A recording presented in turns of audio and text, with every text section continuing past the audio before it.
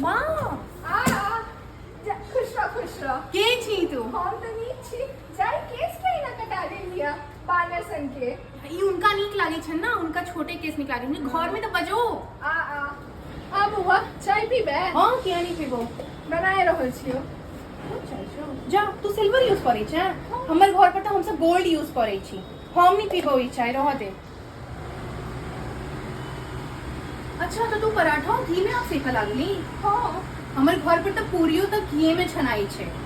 आरो ई की हाल भेल छो किचन के? हमर घर पर तो सबटा साफ सुथरा रहे छे, एहन में क्यों नहीं काज क पाए? बउआ इतना तो एहन कपड़ा पहिरे छी, सासुर में तो कम से कम साड़ी पहिरे था ना।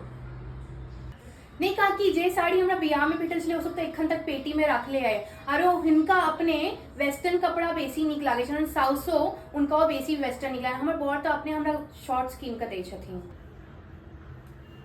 अच्छा तौन तो लागे आके साउसो निक्करे में घूमे था घर में। घर में तो सब आर्टिफिशियल फ्लावर रखने छे। हमर मम्मी जी तो कहे छथिन जे आर्टिफिशियल घर में नहीं रह के चाहिए किछो।